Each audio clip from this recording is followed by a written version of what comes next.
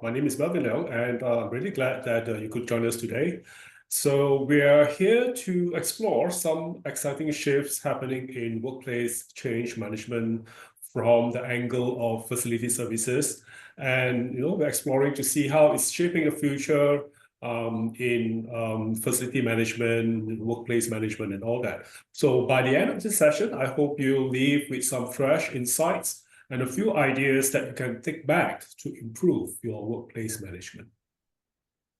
So I want to introduce my teammate, Janice, industry principal in Frost Sullivan.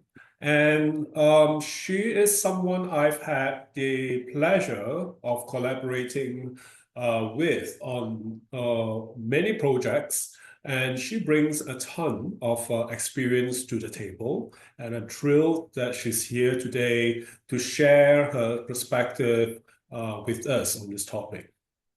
So before we dive into today's conversation or panel discussion, Janice is going to set the stage for us, and she'll walk us through how workplace change management has evolved, the hurdles that we're currently facing and navigating, and where she sees exciting opportunities for growth in this area. And I think you'll find her perspective, should be really insightful. So over to you, Janice.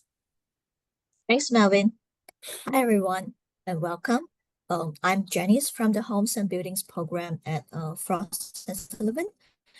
So thank you for joining today's session on how workplace change management can really move the needle in facility services.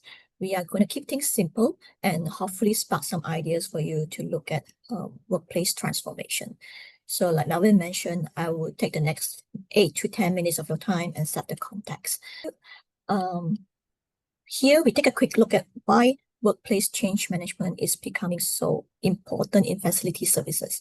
So these are the big shifts happening right now, and each one is reshaping what facilities need to know and how. First, we have got here hybrid and flexible work models. People are not coming in every day, so space needs change daily. And facility teams need to manage that unpredictability on cleaning, on HVAC, on desk booking, you name it. And second, we have post-pandemic health and safety standards. So since COVID, there's more focus on cleanliness, on ventilation, on contactless experiences.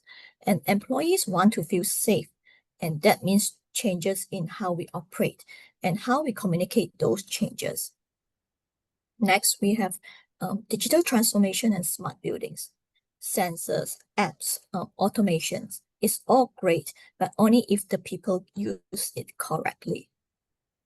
Well, we have sustainability and ESG mandates. Companies are aiming for greener operations.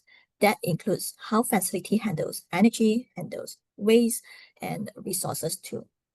Next, we are seeing mergers, relocations, redesigns. These are not just physical moves. They affect how people work and how people feel as well.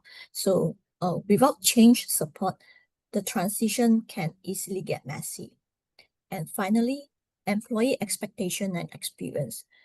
People want more than just an office. They want comfort, they want flexibility, wellness, good design, and facility services are now part of delivering that experience.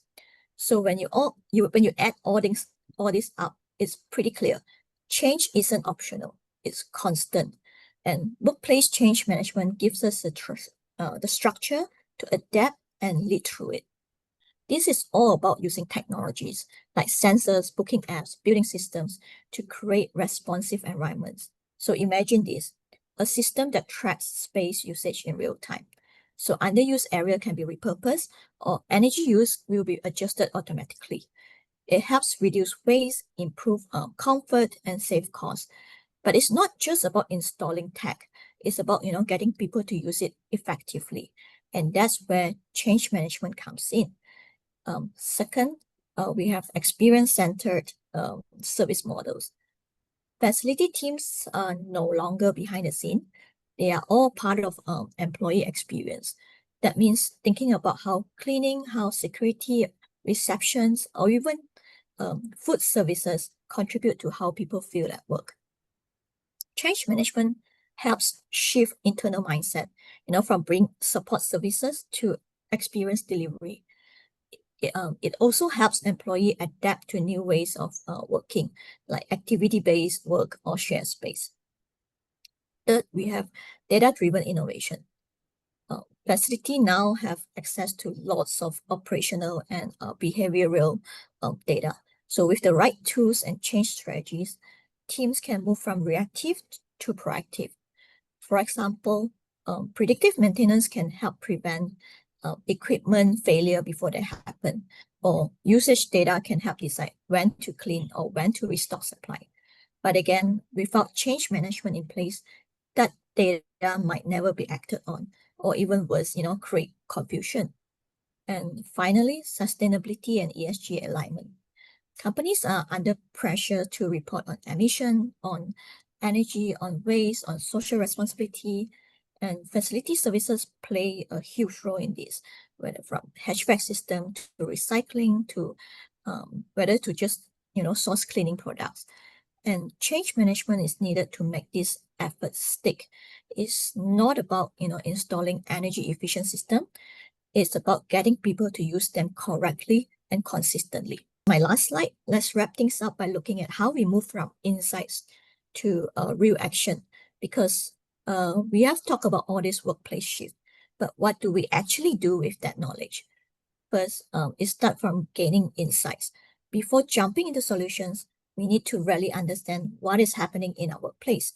That means, using data on whether space usage, employee feedback, energy reports to see how people are working and how the space is performing. And it's not just hard data. Qualitative insight matters too. So we need to talk to employees, observe behavior, figure out what is working and what is not. I think the goal here is simple, to use real insights to guide your decision, whether to resize the space, to shift services, or test out new layouts. Secondly, we need to explore ESG priorities. Sustainability isn't a separate initiative anymore. It's baked into how we manage building, space, services, and facility teams are in great position to drive real impact, whether that is improving energy efficiency, reduce waste, just encouraging more sustainable habit among staff. But again, this needs more than just a checklist. It's about embedding ESG goals into our day-to-day decision and use change management to help employees adopt new behaviors. For example, you cannot just install a new waste system and hope for the best. You need to educate, you need to nudge them, you need to reinforce the change. And third, it's about transforming the workplace experience. This is where everything connects. People want more than just functionality now. They want spaces that support their to support focus, support wellness, support collaboration, and flexibility. Facility services are now deeply tied to employee experience. It's not just about fixing things when they break. It's about shaping environment that help people do their best work. And workplace change management helps to make that shift, by aligning space, technology, services with what employees actually need. Whether to roll out new zone, redesign layout, adjusting the service level, it all works better when people are part of the process and not just subject to it. So I think to wrap it up, workplace change is complex, but it's also full of opportunities. So with a strong change management approach, facility services can go beyond just operations. And it can become a strategic partners in building better, smarter, and more human-centric workplace. Thank you for your time. Melvin, back to you. Thank you so much, Janice. So as you have, if you're listening in, you have heard Janice presented about the key trends of workplace change management from the angle of facility services, sorry. And she has also touched on some of the related growth opportunities. So yes, I think, so for the sake of discussion, let's start with the basics. bit, Janice, so when we talk about workplace change management in a building or in an office space, so it involves a lot of things like smart building technologies, like IoT sensors, AI-powered systems, and we're hearing things like digital twins, right? These technology are changing the game for facility operations. But even with all that potential, a lot of organizations are still slow to adopt them. And the reasons, very common reasons are why I'm not adopting them. Things like high cost, outdated systems that they're using, lack of technology skills, and just general resistance to change. That could actually challenge the adoption of all these technologies, and that's where workplace change management strategy comes in. It helps people shift from how they work, how they think, how they collaborate, to these innovations, right, that actually stick. So here's the question, based on your understanding, Janice, what's really holding back the adoption of smart building technology at the first place, in facility services? Then how can change management actually help break through these barriers? I think, like you mentioned, when we talk about smart building technologies, sensor systems, energy tracking, all this, the potential is massive there. But in reality, a lot of facility teams still struggle to adopt these tools or put it in place, become a habit. And it's not usually the tech that is an issue. It's more on the people side of things. And Yes. like you mentioned, this is where change management makes a real difference, right? So I think one of the biggest issues that I can think of is resistance to change. You mentioned that too. It's more on how people feel threatened by new systems, or just unsure how it's going to fit into their day-to-day. For example, if you roll out occupancy-based cleaning, staff might worry it is about cutting jobs.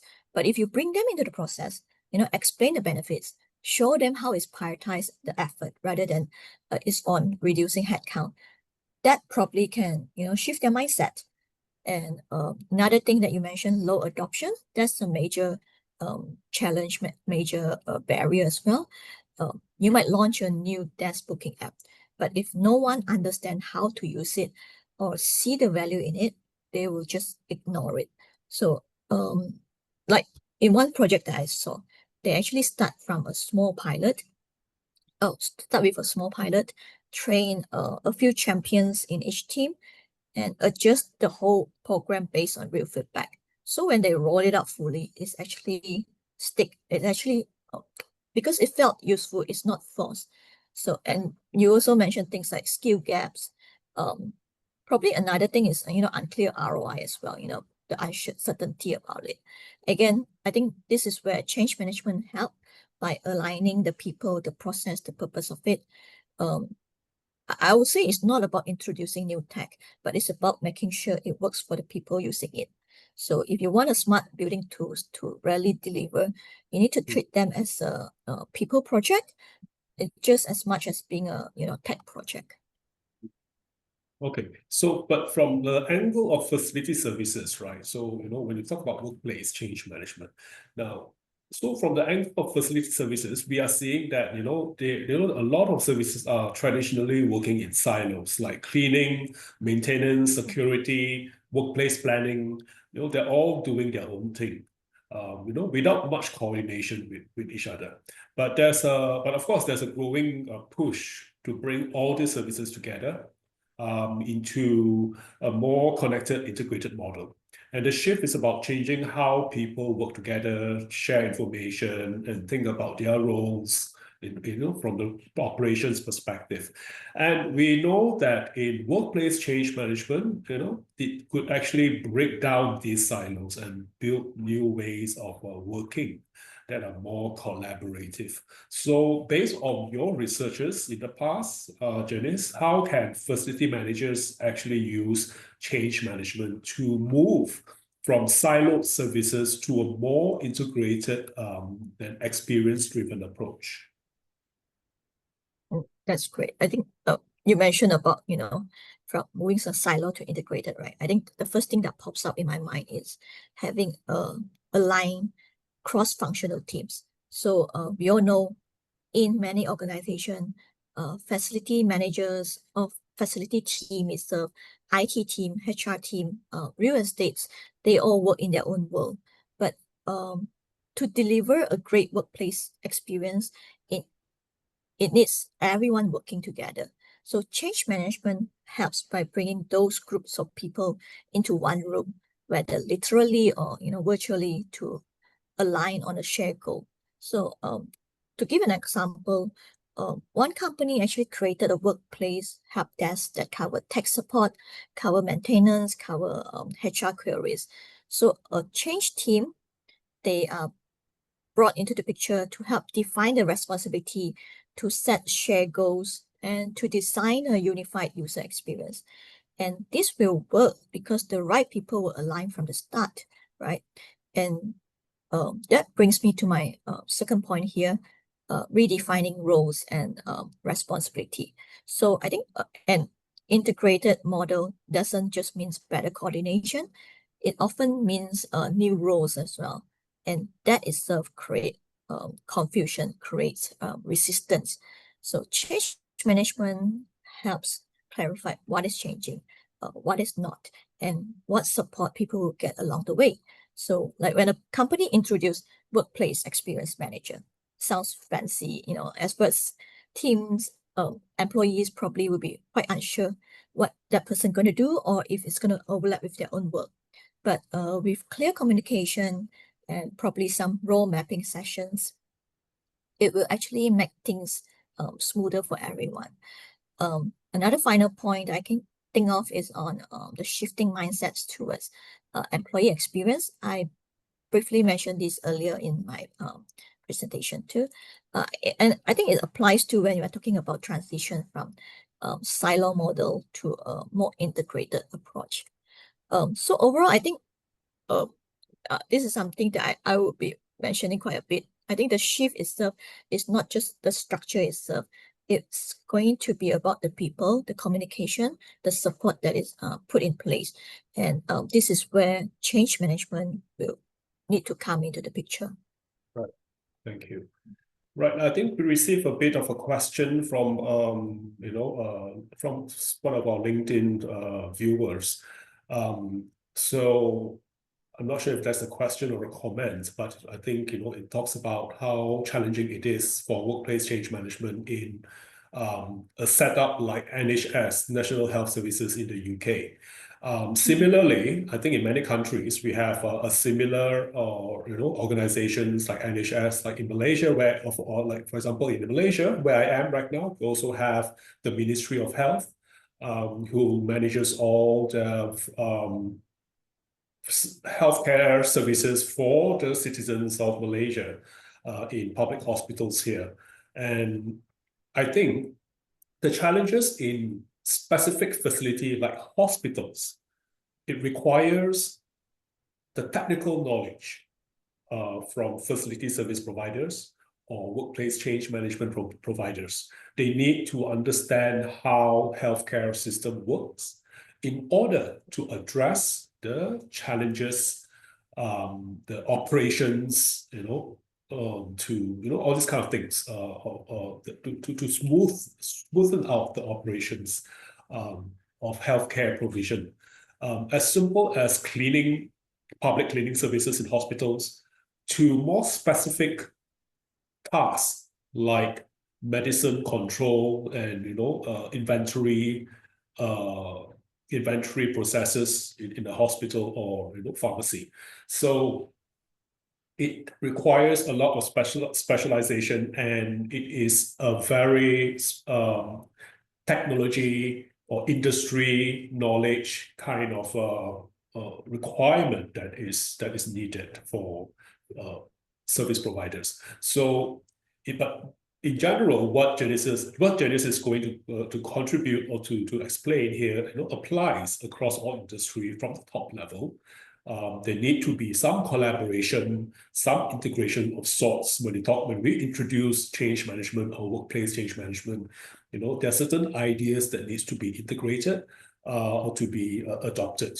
Like streamlining of all technologies, with the facility managers of hospitals or building or offices and all that. Okay, so I hope that answers generally the question that was raised. But overall, I think, Janice, the workplaces today here are also getting smarter, and more connected with all, and that's actually changing the game for facility services. But just having technologies isn't enough, I believe. The real challenge is knowing how to use it effectively.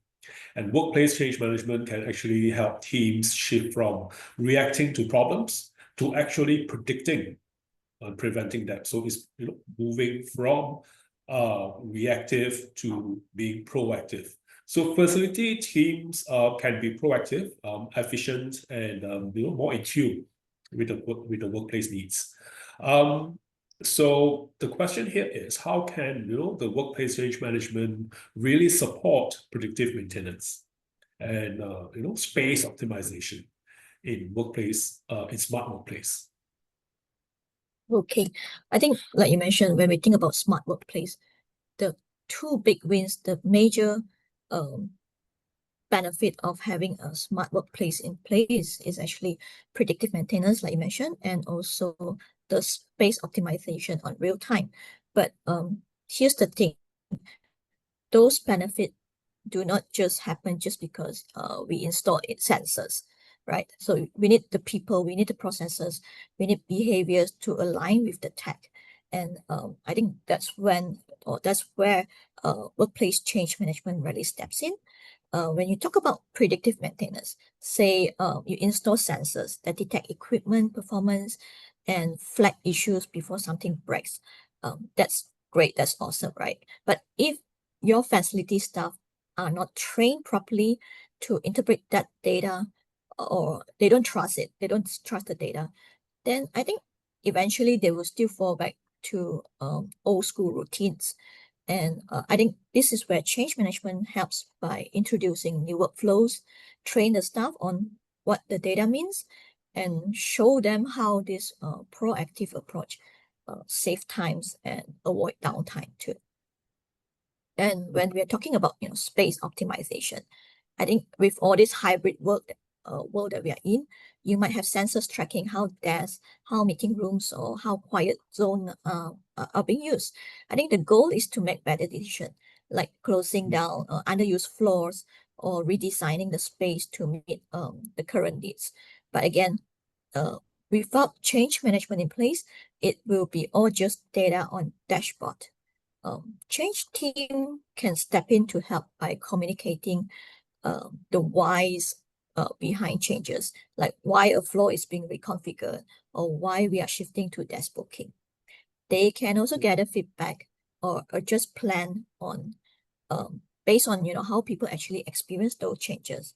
So yeah, overall, I think tech gives you the insights, but the change management makes sure people understand it, trust it, and use it in the right way. And that's what turn all this data from smart workplace into real value. But speaking of hybrid work, you mentioned about hybrid work a little just now, and because since the pandemic, the way we work has totally changed for many of us. So hybrid work is the new normal, and people aren't in the office generally, as much as before. But when they are in office, they expect more, they actually are more careful, in that sense. Now it's about creating the environments that actually support the well-being and productivity of employees. And with workplace change management, it helps teams rethink what the office is for and align services with what employees are actually needing. So whether it's cleaning that is wellness focused, or ergonomic setups, or bringing in natural elements facility services can play a big role in making the workplace, somewhere comfortable and somewhere that people would want to be. So, Janice, the question here is how can facility services, evolve, to actually bring support to employees in terms of well-being and productivity in this post-pandemic era? Yeah, I think in today's hybrid world, when we look at facility services, they are no longer about keeping the lights on, keeping the HVAC on, when to off it. So the whole expectation has really shifted since the pandemic, right? And facility teams need to evolve to meet this kind of expectation. You mentioned about well-being. You mentioned about productivity earlier too in your questions. I think let's look at each of them separately. I think people are more aware than ever of their physical and mental health at work. That means they ask for or they require better air quality, more natural light, quiet spaces, wellness amenities. For example, we are seeing companies redesigning spaces to include relaxation zone or mother's room, nursing rooms. So while others, they are actually focused on things like biophilic design, like things such as indoor plants, natural textures that can reduce stress. And facility services can play a role here, not just to maintain a space, but help design and manage it in ways that promote health. The second part of it on productivity, especially when we're talking about hybrid setup. So I think with people moving from between home and office, the workplace has to support focused work, easy collaboration. That means we need to have reliable tech, we need to have bookable desks, we need to have well-managed meeting rooms. So this is where facility teams can come into the picture, coordinate with the IT team to make sure everything works, from our screens, from to Wi-Fi, to temperature, to lighting control, right? So I think overall facility services can evolve by thinking beyond just maintenance and focus on, experience delivery. It's about creating an environment where people feel good, work well, and they want to be in that space. And I think this is the new role of facility team or facility services in the hybrid world. Okay, thanks. Now coming back a little back to some feedback or questions, from the audience. There's a question here that reads something like, how can organizations build a customer experience focus in organization evolution? How teams are aligned? What routines in the organization helps to keep the leadership totally synced with customers? I think from there are two angles here when we talk about customer experience. First, I think the customer experience here, the first angle here is internal. And internal, the team structures, the processes internally and all that. How to create the ideal customer experience for the customers.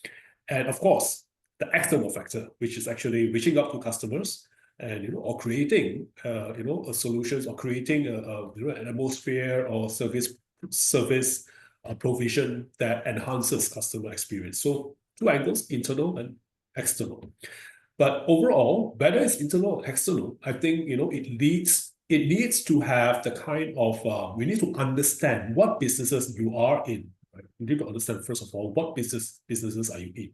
If you're talking about things like e-commerce, it definitely requires a lot of customer experience elements, and the basic element here is technology, the digital technology, and how the digital technology create the kind of experience for both workers, internal of the e-commerce setup, and also for their customers.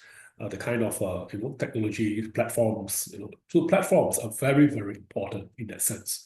So if you're talking about hospitals, for example, how the internal change that you need to do is to maybe in a very simplistic manner, example, bed management, right? You need to have a very advanced tool to actually, tell you what kind of beds are going to be available, how many beds are going to be available for patients, if they need to be admitted for whatever reasons in, observation, surgery, and so on, right? And these kind of tools, digital tools, really need to be customized and, based on the capacity of the hospital.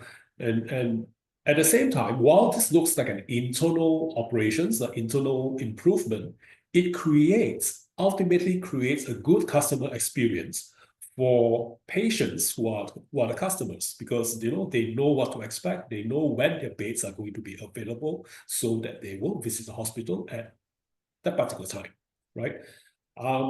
Yeah, so these are just very simplistic examples, and it really depends on what kind of business or what kind of industry that you're in.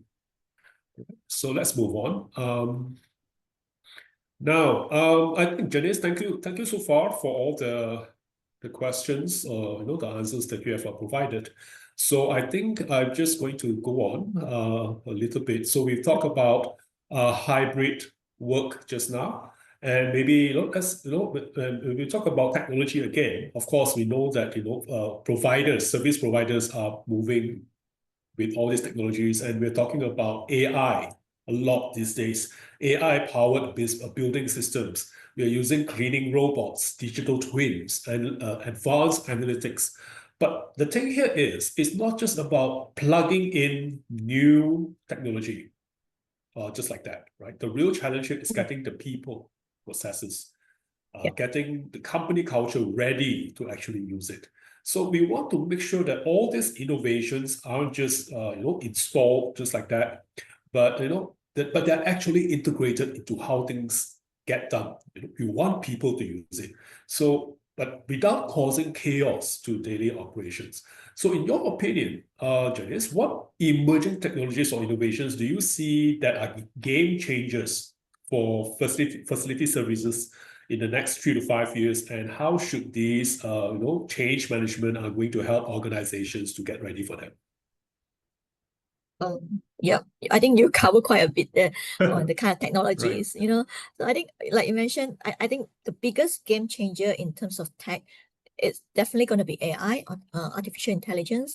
We are already seeing AI being used for things like predictive maintenance, energy optimization, or even just, chatbots for workplace support. So I think when you imagine a smart system, it's where it can automatically adjust lighting and HVAC based on occupancy patterns, or one that actually flex equipment before it fell. I think that's huge, right? For both cost savings from the sustainability aspect as well. So, but here's the thing. Tech only works if people trust and use it. And when you bring in change management, it will be, helping staff to understand the benefits of all this tech, get trained, and also shift their daily routine to match the new systems. So another tech that you mentioned is digital twins, another exciting tech there. I think everyone knows that these are virtual replicas of physical spaces. And facility teams can actually test layouts, run simulations, monitor condition in real time. But again, they are only useful if the teams know how to use them and the decision makers in the company trust that data. So what change managers can do is they can step in to help map out the whole workflow, set up training programs, and they can work with the leadership team to build that confidence in using digital twins for planning and optimization. Earlier on, I mentioned about sensors. This major is heavily being used in today's facility service world as well. And of course, I think robotics. Robotics is everywhere, especially when we talk about facility services, cleaning, delivery, security. I think the issue here is we need to know robots are not here to replace people. They are enhancing the services. But the fear, the misunderstanding of it replacing people are still there. So I think a good change strategy should include very clear messaging, hands-on demonstrations, and showing staff how these tools, how these robots going to support and not replace their work. So I think in short, the tech part supporting facility services is going to be very exciting. And the change management can actually work hand in hand to build that trust, the skill set and mindset needed. Okay. So now we also see that facility services providers they are often viewed as the folks who who will keep things running, handling cleaning, handling maintenance, and making sure everything is compliant. But actually, increasingly customers or clients they're actually looking for someone to fix. They're not just looking for someone to fix what's broken.